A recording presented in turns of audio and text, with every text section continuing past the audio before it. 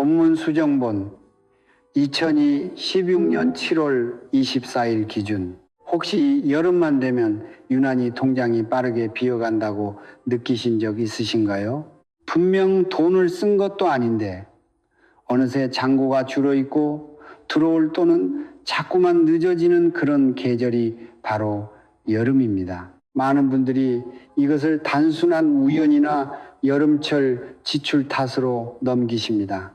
하지만 풍수가들의 삶을 가만히 들여다보면 아주 흥미로운 사실이 하나 보입니다. 진짜 재물을 쥐고 사는 사람들은 더운 계절일수록 오히려 옷 색깔 하나를 더 깐깐하게 고른다는 것이지요. 날이 더우면 아무 옷이나 시원하게 걸치면 그만일 텐데 부자들은 여름에도 어떤 색은 일부러 골라 입고 또 어떤 색은 절대 몸에 두르지 않습니다. 왜 그럴까요? 옷의 색은 단순히 더위를 식히는 천이 아니라 그 사람을 둘러싼 금전운과 재물 흐름을 좌우하는 기운이기 때문입니다.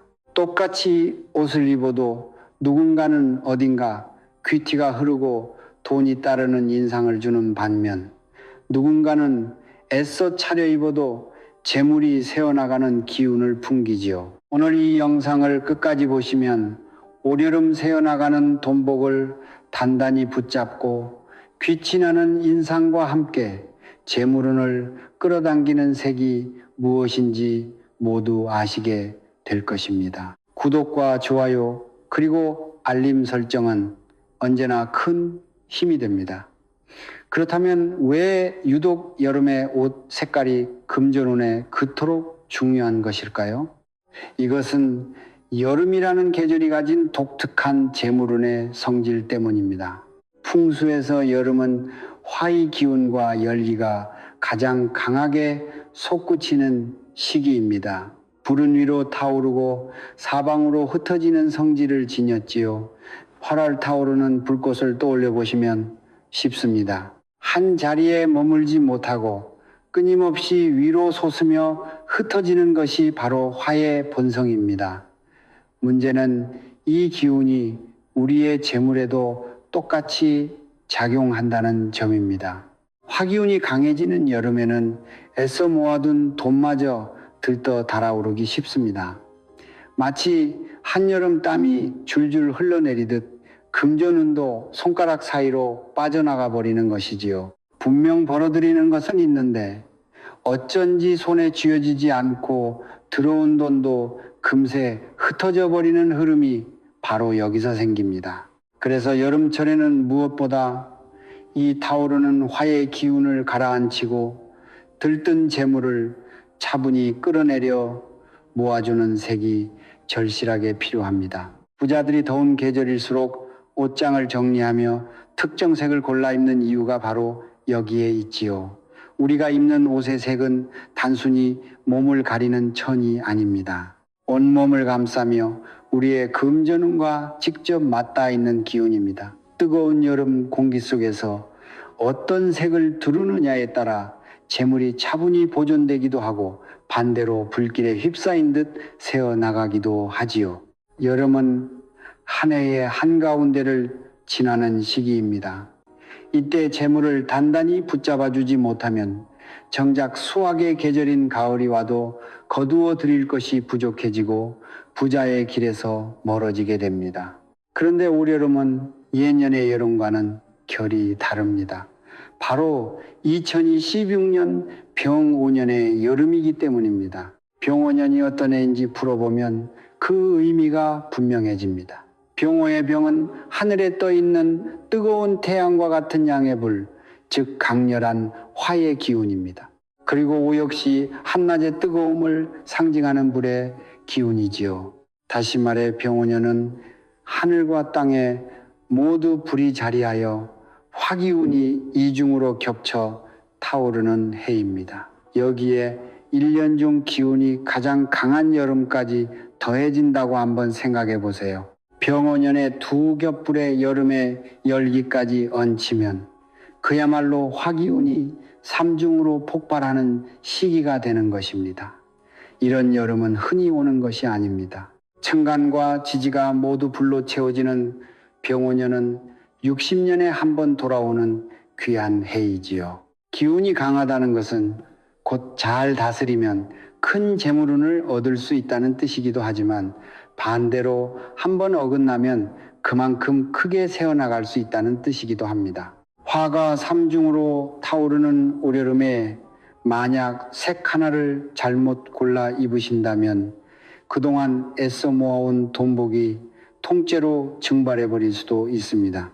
반대로 이 강한 불기운을 차분히 눌러주는 색을 제대로 골라 입으신다면 60년에 한 번 오는 이 여름은 오히려 평생의 재물운을 다지는 결정적인 기회가 될 수 있지요.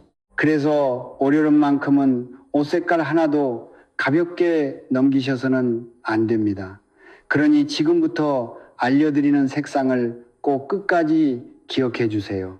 그렇다면 화가 삼중으로 타오르는 올여름 절대 단독으로 입으면 안 되는 색은 무엇일까요? 특히 이런 색을 혼자 두르시면 애써 모은 금전운이 다 새어나갑니다. 가장 먼저 조심하셔야 할 색은 강렬한 빨강, 그리고 온몸을 붉게 두르는 올레드입니다.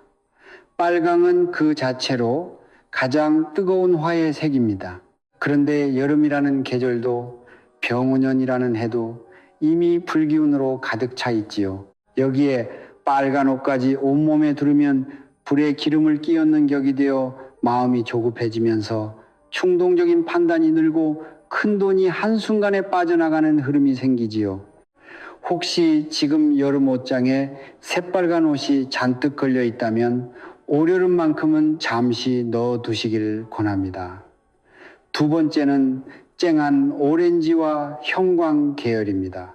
이 색들은 보기에는 화사하고 생기 있어 보이지만 화의 기운을 한껏 부추기는 색이지요. 특히 형광색은 시선을 강하게 끌어당기는 만큼 그 사람의 기운도 함께 흩어지게 만듭니다. 재물은 차분히 가라앉은 자리에 모이는데 이렇게 들뜬 색은 돈복이 머물 자리를 자꾸 흔들어 놓습니다. 실제로 한 자영업자는 여름 내내 형광빛이 도는 밝은 옷을 즐겨 입었는데 손님은 북적이는데도 정작 매출은 신통치 않고 들어올 돈이 자꾸 미뤄졌다고 합니다. 세 번째는 의외라고 느끼실 수도 있는 색, 바로 새하얀 올 화이트입니다. 여름이면 시원해 보인다는 이유로 머리부터 발끝까지 흰옷을 입는 분들이 참 많으시지요. 하지만 한여름 강한 햇빛 아래에서 온통 흰옷은 빛과 열을 과하게 반사하며 기운을 사방으로 분산시킵니다. 한 곳에 모여야 할 재물의 기운이 흩어져 버리는 것이지요. 흰색이 나쁜 색은 아니지만 올여름올 화이트 차림은 단독으로 입기보다 차분한 색으로 중심을 잡아주는 것이 현명합니다. 다음으로 자극적인 핫핑크와 마젠타 같은 강한 분홍 계열입니다. 이 색들은 은근히 화의 기운을 띠면서 동시에 소비 욕구를 강하게 자극하는 성질이 있습니다. 보기에는 화려하고 귀여워 보이지만 입으면 입을수록 충동 구매와 불필요한 지출이 늘어나기 쉽지요. 평소 지출 관리가 약하신 분이라면 올여름 이 색은 특히 멀리 하시는 것이 좋습니다. 이 색들이 그 자체로 나쁘다는 뜻은 결코 아닙니다. 다만 화가 삼중으로 강해지는 2016년 여름만큼은 이런 색을 단독으로 두르면 기운의 균형이 무너지기 쉽다는 것이지요. 만약 꼭 입어야 한다면 포인트로만 살짝 배치하고 차분한 색으로 감싸 중화시켜주는 것이 가장 좋습니다. 그렇다면 올여름 타오르는 화의 기운을 차분히 가라앉히고 돈복을 끌어당기는 색은 무엇일까요? 그 답은 바로 화를 다스리는 물의 색, 수, 새 계열에 있습니다. 불이 가득한 계절에는 그 불을 부드럽게 잡아주는 물의 기운이 재물을 지키는 가장 든든한 방패가 되지요. 가장 먼저 추천해드리는 색은 깊고 짙은 남색인 디빈디고입니다. 이 색은 한여름에 가장 강력하게 작용하는 재물의 색이라 해도 과언이 아닙니다. 풍수에서 짙은 남색은 깊은 바다를 상징하지요. 끝을 알 수 없을 만큼 깊은 바다가 모든 것을 품어한 듯 디빈디고는 들뜬 재물을 깊숙이 끌어내려 단단히 저장하는 힘을 지녔습니다. 타오르던 불기운이 이 깊은 물 앞에서 차분히 가라앉는 것이지요. 특히 큰 계약이나 중요한 거래를 앞두고 계신 분이라면 올여름 디빈디고 셔츠나 재킷 하나가 든든한 재물의 중심을 잡아줄 것입니다. 다음으로 시원한 아쿠아와 청록 계열입니다. 맑은 물빛을 닮은 이 색은 보기만 해도 한여름의 열기가 식는 듯한 청량함을 줍니다. 풍수적으로도 들끓던 화의 기운을 부드럽게 식혀주고 막혀있던 돈의 흐름을 다시 시원하게 트이게 하는 색이지요. 들어올 돈이 자꾸 늦어지거나 금전 흐름이 답답하게 막혀있다고 느끼셨다면 이 아쿠아 계열이 정체된 재물운에 시원한 물기를 내어줄 것입니다. 작은 스카프나 셔츠 한 장으로 더해도 그 기운이 충분히 살아납니다. 세 번째는 차분한 차콜과 그레이지입니다. 회색 계열은 어느 쪽으로도 치우치지 않는 중립과 균형의 색이지요. 너무 뜨겁지도 너무 차갑지도 않게 기운의 한가운데를 잡아주는 역할을 합니다. 특히 짙은 차콜은 강한 화의 기운을 적당히 눌러주면서도 재물이 새어나가지 않도록 단단히 막아주는 힘이 있습니다. 큰 투자나 사업 결정을 앞둔 기업인들이 여름철 중요한 자리에서 차콜 톤의 옷을 즐겨 입는 이유가 바로 여기에 있지요. 이 색은 상대에게 신중하고 안정적인 인상, 그리고 어딘가 귀티, 나는 무게감을 동시에 전해줍니다. 여기에 보조로 더하면 좋은 색이 하나 있습니다. 바로 차분한 세이지 그린입니다. 초록은 본래 순환과 성장을 상징하는 색이지요. 들어온 재물이 한 곳에 고이지 않고 건강하게 돌고 돌아 다시 들어오는 흐름을 만들어줍니다. 수계열의 색들이 재물을 깊이 저장하는 역할이라면 세이지 그린은 그 재물이 꾸준히 순환하도록 돕는 역할을 하지요. 그래서 매달 수입이 들쭉날쭉한 자영업자나 프리랜서 분들께 특히 잘 어울리는 색입니다.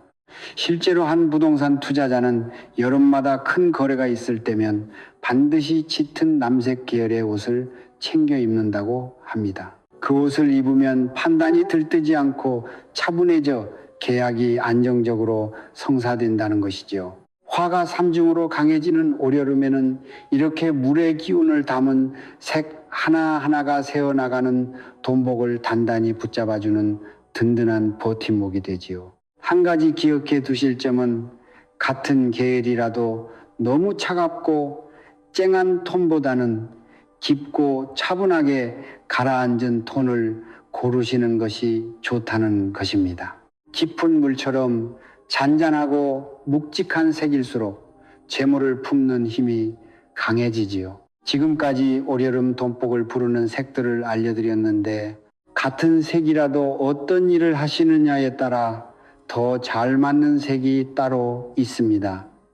내 상황에 맞는 색을 골라 입으실 때 재물운의 효과는 한층 더 커지지요. 먼저 장사를 하시거나 자영업을 하시는 분이라면 시원한 아쿠아와 청록 계열이 특히 잘 맞습니다. 막혀있던 손님과 돈의 흐름을 트이게 해주어 들어올 매출이 늦어지지 않고 시원하게 돌아오도록 돕는 색이지요. 가게에서 입는 앞치마나 셔츠에 이 물빛을 더해보세요.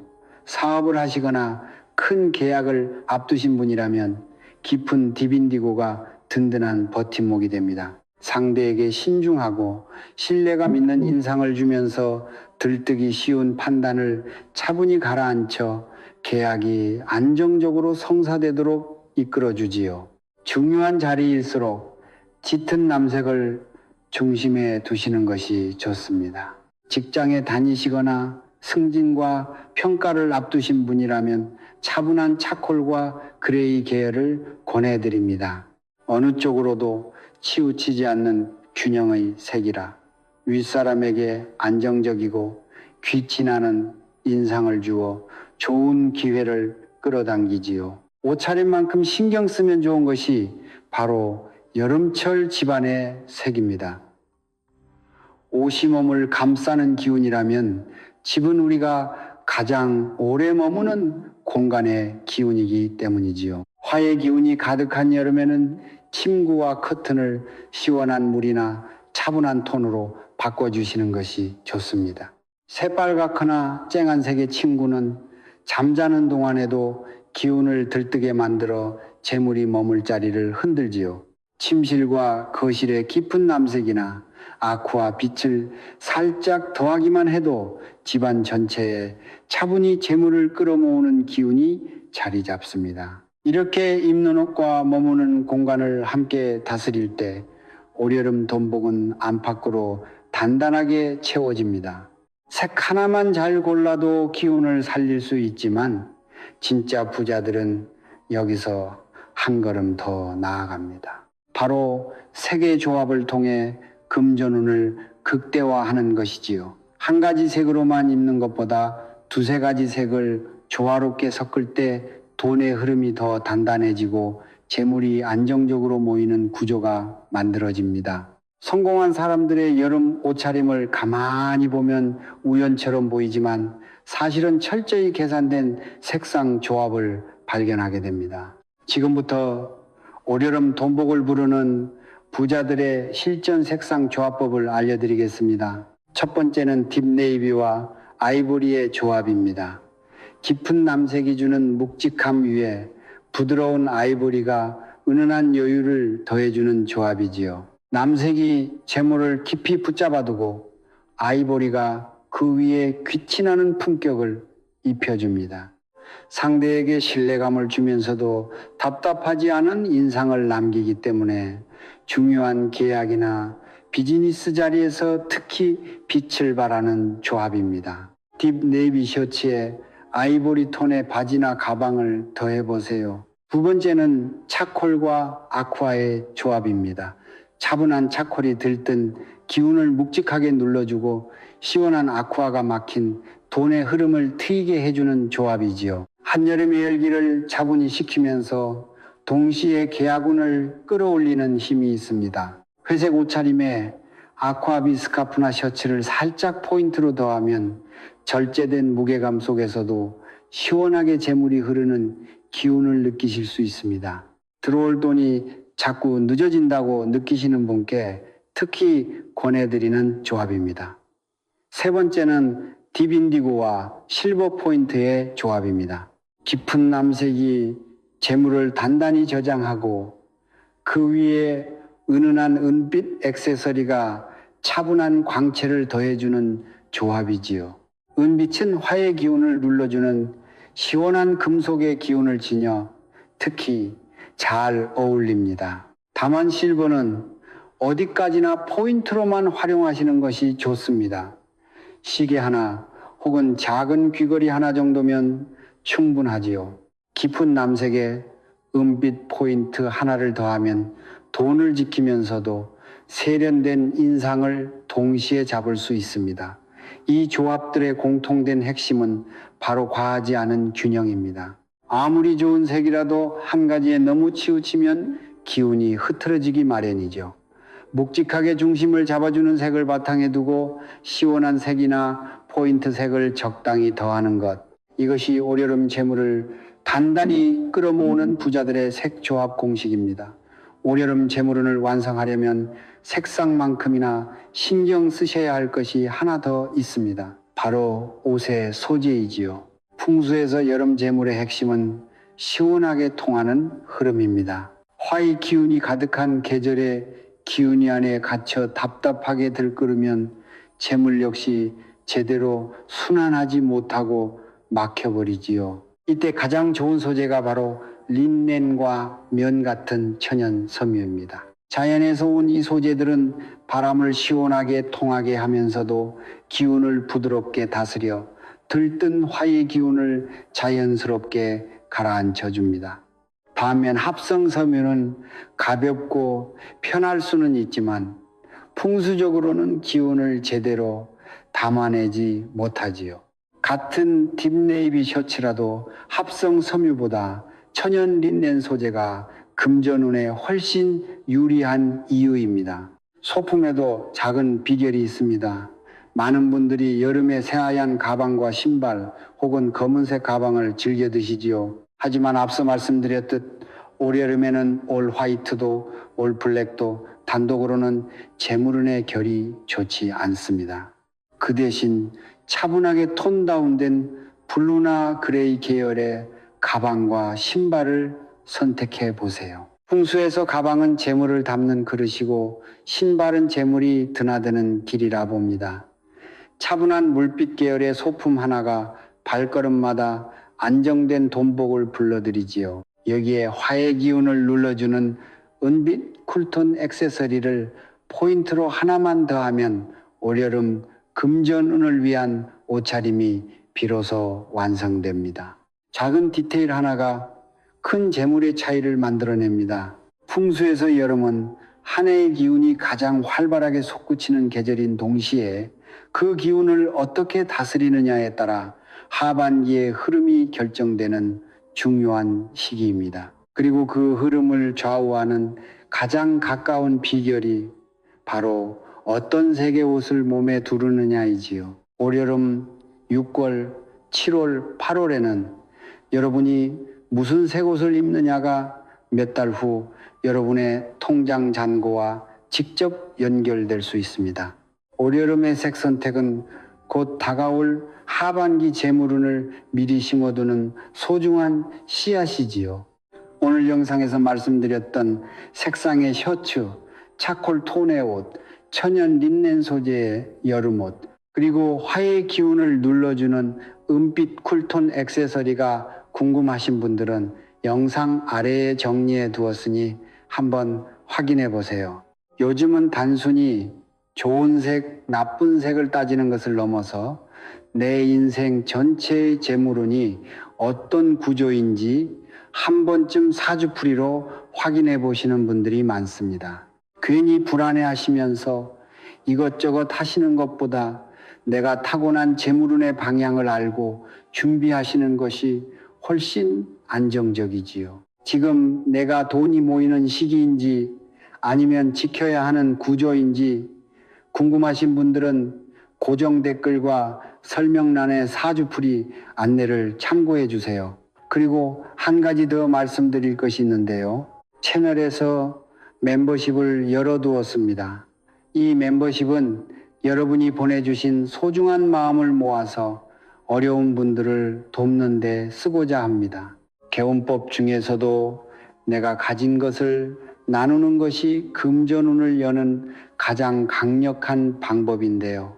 옛말에 복을 나누면 더 큰 복이 돌아온다고 했지요. 멤버십에 가입해서 응원해 주시는 것만으로도 다른 분들에게 나눔의 기운을 전달하고 그것이 여러분에게 좋은 돈복으로 돌아올 것입니다. 여러분의 작은 나눔이 누군가에게 큰 힘이 되고 그 나눔의 복이 여러분의 금전운을 더 크게 열어줄 것입니다. 그리고 지금 댓글창에 올여름 돈복 단단히 채워갑니다. 이 한 줄 적어보시면 어떨까요? 함께 나누면 더 큰 재물복이 돌아옵니다. 오늘 영상이 도움이 되셨다면 소중한 분들께도 꼭 전해주세요. 다른 분들과 함께 나누면 더 큰 복이 됩니다. 지금까지 제가 전해드렸습니다. 구독과 좋아요, 알림 설정, 그리고 따뜻한 댓글은 언제나 큰 힘이 됩니다. 감사합니다. 그리고 이어서 다음 주제를 공유하겠습니다. 소금 단지를 이곳에 두면 큰일 납니다. 운이 막히고 금전운까지 사라집니다. 많은 분들이 소금에 관해 궁금해 하시는데요. 소금이 재물과 연관이 깊다는 사실 알고 계셨나요? 실제로 수천 집을 방문하며 컨설팅해주는 전문가들의 말에 따르면 부잣집에는 소금 단지가 있는 경우가 많다고 합니다. 아무래도 소금 단지가 재물을 높이는데 도움을 주는 것으로 알려져 있기 때문이지요. 그만큼 소금은 집안의 금전운을 위해서도 빼놓을 수 없는 정말 중요한 역할을 하고 있다는 것인데요. 그런데 풍수에 따르면 소금은 자칫 잘못 두면 집안에 온갖 불운을 부를 수 있고 내 소중한 가족들의 금전운까지 사라지게 만들 수 있다고 합니다. 무엇보다도 세간에서는 소금 단지를 잘못된 장소에 보관하게 되면 집안에 귀신을 불러들일 수 있어 조심해야 한다고 말하는데요. 집안에 두는 소금의 장소도 잘 알고 두어야 하는 것입니다. 오늘은 집안에 소금을 두는 것이 무슨 의미인지, 그리고 절대 어디에 두면 안 되는지와 어디에 두는 것이 좋은지 아주 자세하게 전해드리겠습니다. 영상 꼭 끝까지 시청하셔서 가정의 행복과 재물운을 지키시길 바랍니다. 여러분의 구독과 좋아요, 알림 설정은 저에게 아주 큰 힘이 됩니다. 그럼 시작하겠습니다. 먼저 부자들은 왜 자신의 집안에 소금을 두는 걸까요? 여기에도 의미가 있는데요. 소금은 양의 기운의 결정체로 존재 자체만으로도 매우 특별하게 여겨집니다. 소금이 양의 기운을 지닌 이유는 만들어지는 과정을 보면 알 수 있는데요. 소금은 넓은 염전에서 뜨거운 태양의 기운을 받아 많은 시간을 거치고 바닷물에서 걸러져 우리가 아는 소금으로 만들어집니다. 이것이 소금 자체가 양의 기운을 가득 받았다는 것이지요. 그것 자체만으로도 소금이 예로부터 특별한 존재로 여겨진 것입니다.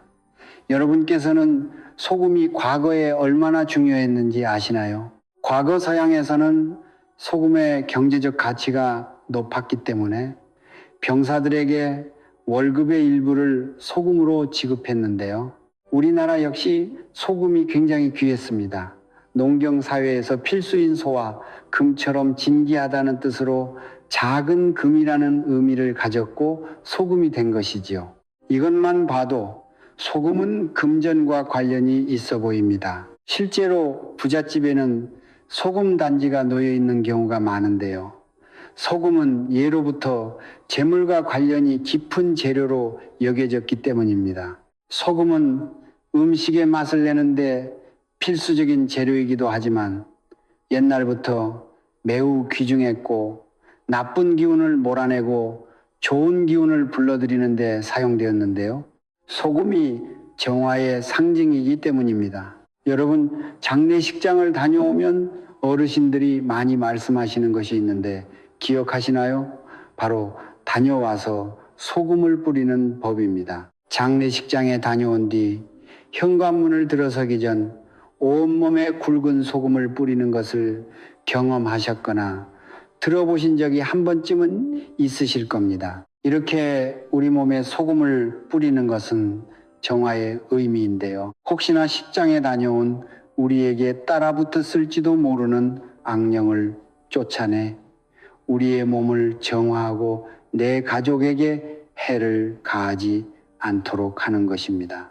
이처럼 소금은 오랜 역사 동안 정화하고 보호의 목적으로 사용되었는데요. 소금이 재물의 의미를 지니는 것은 물론이고 나쁜 기운을 막아 재물의 손실까지 막아주기 때문인 것이지요. 무엇보다도 소금이 우리 집안의 기운을 정화하고 균형을 맞추는 역할을 한다는 점에서 부자들도 자신의 집에 소금을 두는 것이지요. 예로부터 우리 선조들도 집안의 입구에 소금을 뿌려 악령을 쫓아내고 재물의 손실과 가정의 행복을 보호하기 위해 사용했습니다. 결혼식이나 행사에서 소금을 뿌리는 경우도 있는데요. 애군을 막고 좋은 운을 불러오는 뜻이지요. 이처럼 소금은 특별하고 중요한 의미가 있기 때문에 부잣집에서 소금 단지를 집안에 두어 재물을 높이고 애기 나쁜 기운을 쫓아내는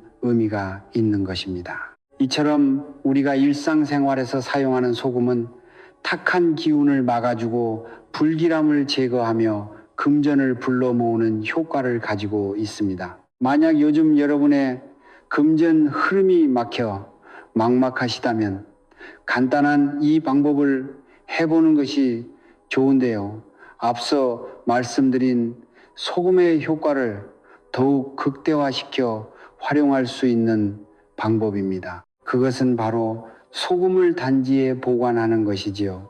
특히 도자기나 단지에 담으면 좋은 이유는 이것에 하늘과 땅 그리고 인간의 기운이 담겨 있기 때문인데요. 하늘에서 양기를 듬뿍 받은 흙을 정성스럽게 사람이 빚어 만든 것이기 때문에 단지나 도자기 같은 항아리 속에 소금을 보관하면 음의 기운이 집안에 들어오지 못하고 적당한 장소에 보관하면 재물운을 부를 수 있게 되는 것이지요. 다만 여기서 중요한 것이 한 가지 있는데요. 단지나 도자기 항아리 속에 두는 소금은 천일염을 사용하는 것이 좋습니다. 천일염은 뜨거운 태양 아래 바닷물을 가두어 얻어졌기 때문에 소금의 의미와 잘 맞습니다. 만약 천일염을 구하기가 어렵다면 핑크솔트 같은 고급 소금을 사용하시는 것을 권해드립니다.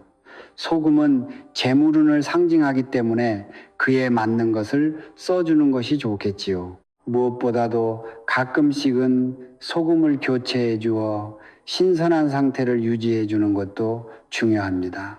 이 교체 시기에 대해서도 뒤에다 말씀드릴게요. 이제부터는 소금 단지에 소금을 어떻게 두어야 하는지 알려드릴 텐데요. 많은 분들이 소금의 양에 대해서 궁금해 하실 겁니다. 소금의 양은 단지에 얼마나 넣어둘지 중요한데요. 많은 분들이 이렇게 생각하실 수 있습니다. 단지에 소금을 많이 넣으면 좋은 거 아니야? 금전운을 상징하니 소금을 많이 넣어야지. 그런데 풍수에서는 과한 것은 절대 좋지 않습니다. 음과 양의 조화가 이루어져야 재물의 흐름도 좋아지고 가정의 행복도 찾아오기 때문에 소금의 양은 단지의 절반에서 3분의 2 정도 채워주면 좋습니다. 특히 소금을 소금단지 안에 가득 채워 놓으면 기운이 소금단지 안에 들어와 머물 공간이 부족해집니다. 그렇다고 해서 소금의 양이 너무 적으면 애군이 소금단지 안에 많아지면서 소금의 정화 능력이 떨어지므로 단지의 절반 정도만 채워 소금 본연의 역할인 정화를 잘할 수 있게 주는 것이 가장 좋습니다. 이때 소금을 항상 깨끗하게 유지하고 정기적으로 갈아주어서 새로 채워 놓아야 하는 것이지요. 또한 소금을 사용할 때는 조심스럽게 다루고 소금이 너무 심하게 낭비되지 않도록 주의합니다. 다음으로 궁금하실 것은 소금 단지로 사용할 항아리의 크기일 텐데요. 많은 분들이 생각하시기에 항아리는 무조건 크고 비싸면 그만큼 정화도 잘 되고 금전도 가득 불러와 재물이 수없이 쌓일 거라고 생각하실 수 있는데요. 의외로 크기에 상관없이 큰 비용을 들이지 않고 좋은 기운을 끌어올릴 수 있는 것이 소금단지 활용법입니다.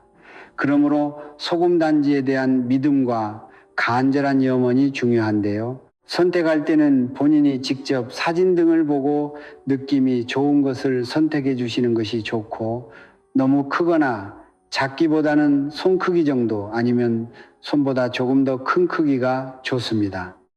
선택하실 때에는 이왕이면 보기에 조금 더 고급스럽게 느껴지는 단지를 선택한다면 가정의 행복에 더욱 도움을 줄 것입니다. 그리고 이때 단지는 뚜껑이 있는 것을 구매하시는 것이 좋은데요. 뚜껑이 있어야 소금 단지 안으로 들어온 나쁜 기운들이 빠져나가지 못하고 소금에 흡수되어 정화가 될 수 있습니다. 이렇게 되면 집안의 금전 흐름을 막고 있던 탁한 기운이 흡수되어 상황이 개선됩니다. 이렇게 단지 안에 소금을 넣은 후 어디에 두는 것이 제일 좋은지 알려드릴 텐데요. 가장 먼저 지금부터 하는 이야기는 꼭 잘 들어주세요. 소금 단지를 집안에 잘못 두게 되면 집안에 귀신이 들어와 머물 수 있고 본인 혹은 가족 중에 몸이 아프거나 재물에 손실이 생기는 경우가 종종 발생하기 때문인데요. 소금이 집안 모든 장소에서 긍정적인 효과를 줄 것 같지만 꼭 그렇지는 않습니다. 잘못된 장소에 소금을 두면 오히려 부정적인 영향을 크게 끼칩니다. 먼저 첫 번째로 침대 밑이나 머리맡에 소금을 두는 것은 매우 좋지 않습니다.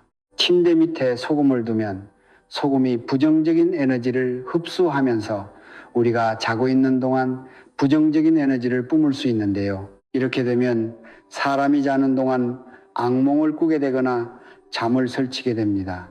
침대 근처에 두면 수면의 질을 방해하고 자고 있는 우리의 건강에 직접적인 영향을 끼쳐 몸에 아주 해로운 영향을 주는 것이지요. 이러한 것들이 악몽을 꾸거나 잠을 설치는 형태로 나타나게 되는 것입니다. 만약 요즘 들어 잠을 너무 설치거나 좋지 않은 꿈을 꾸신다면 혹시 소금 단지를 잘못 둔 것이 아닌지 한번 생각해 보세요.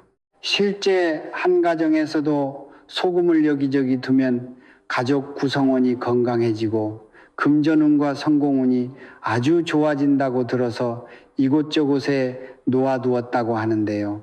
이상하게 부부가 매일 잠을 설쳐서 생각해 보니 소금을 둔 날 이후부터 그랬던 것이었습니다. 그래서 혹시 몰라 소금 단지를 있어야 할 곳으로 옮겨두니 수면의 질이 확 달라졌다고 느끼셨다고 합니다.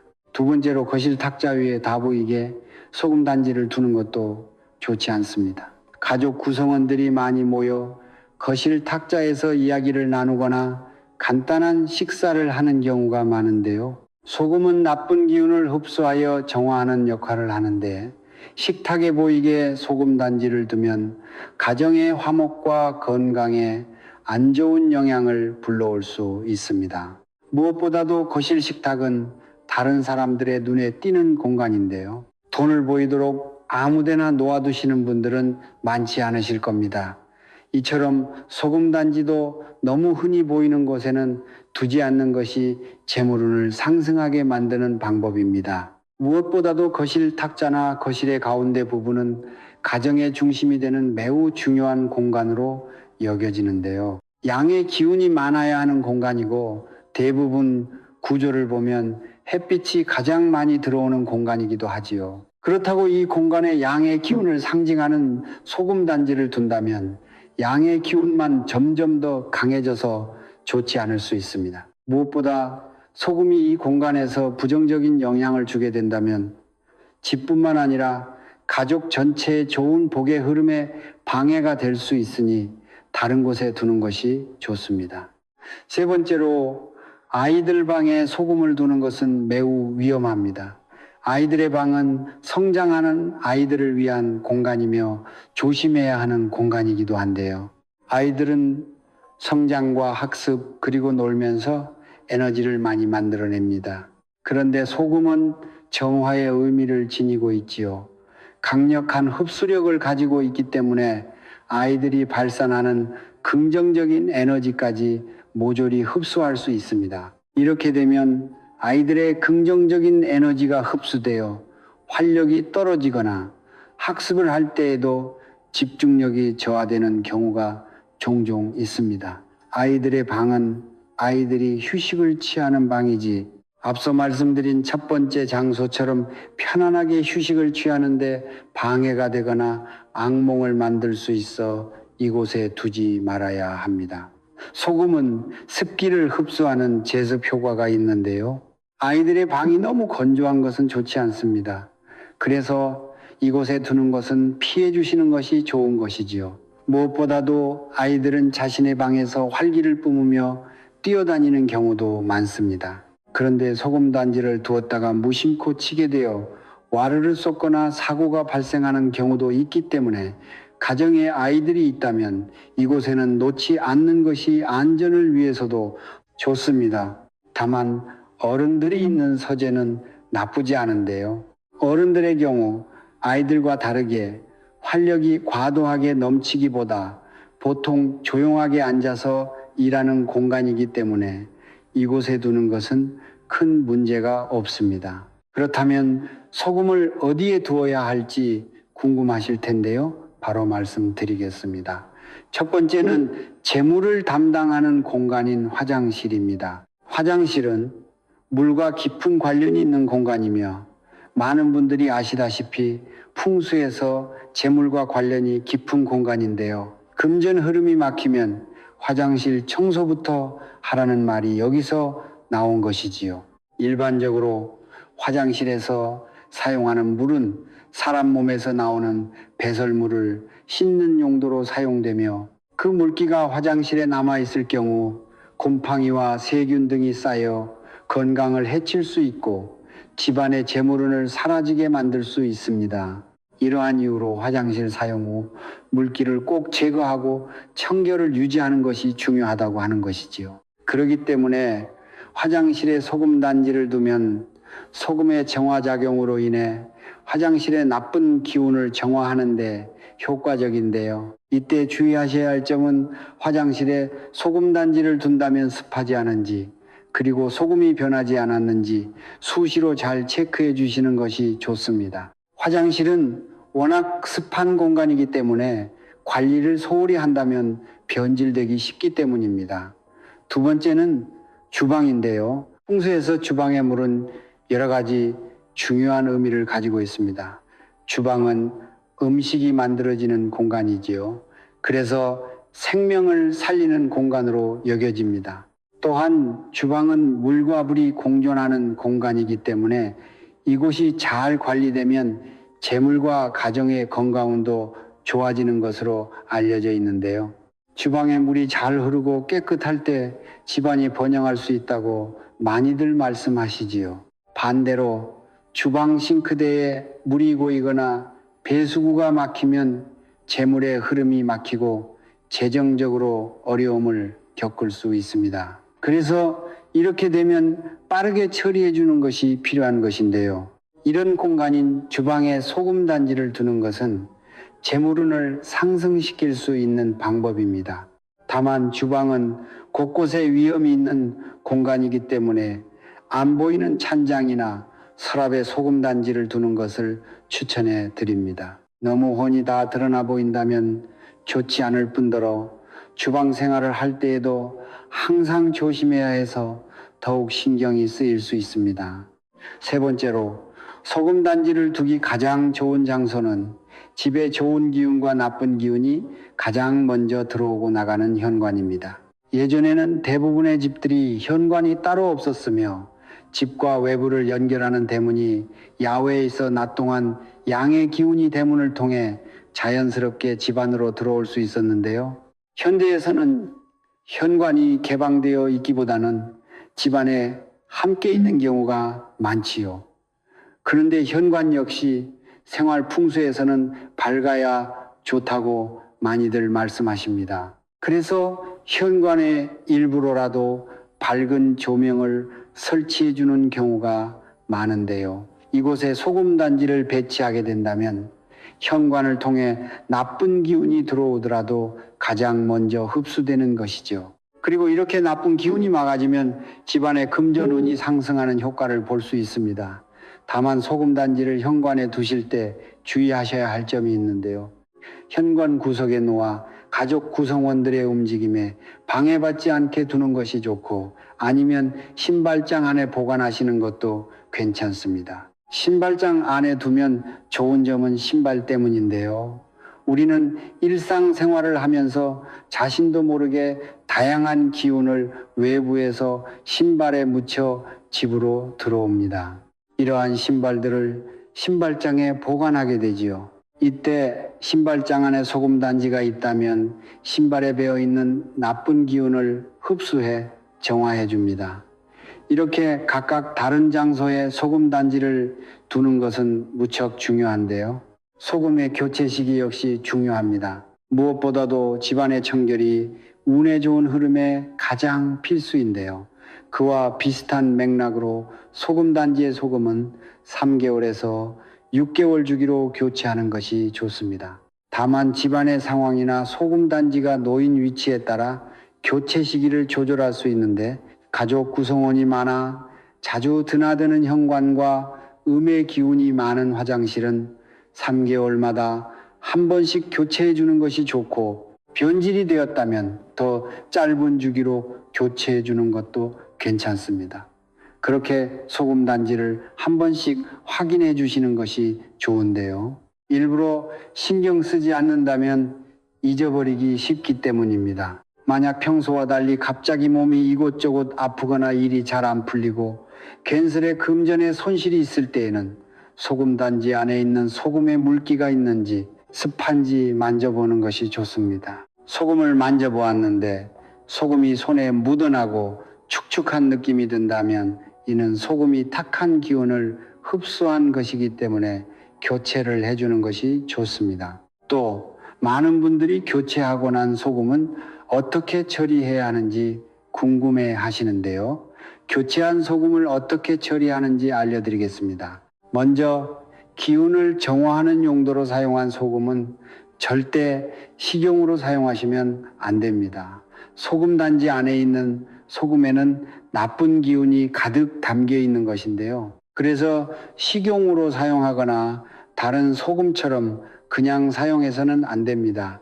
다만 이렇게 사용할 수는 있는데요. 버리는 용도로 사용하는 것입니다. 교체한 소금은 화장실에서 물과 함께 섞어 바닥을 청소한다면 청소도 하고 소금도 처리하는 일석이조의 효과를 얻을 수 있습니다. 그리고 소금을 변기에 뿌려 청소한 후 물을 내려 나쁜 기운을 멀리 흘려보내는 것도 좋습니다. 오늘은 소금단지가 재물운에 미치는 영향을 비롯하여 소금단지를 절대 두면 안 되는 것, 그리고 두어야 하는 곳 이외에 주의할 사항을 전부 말씀드렸습니다. 이렇게 보면 부잣집에서 재물운을 높이기 위해 소금단지를 사용하는 경우가 많다는 것이 이해가 되는 것 같습니다. 여러분도 한번 해보셔서 금전운을 높여보시면 좋겠습니다. 지금까지 저는 전해드렸습니다. 구독과 좋아요, 알림 설정 부탁드립니다. 감사합니다.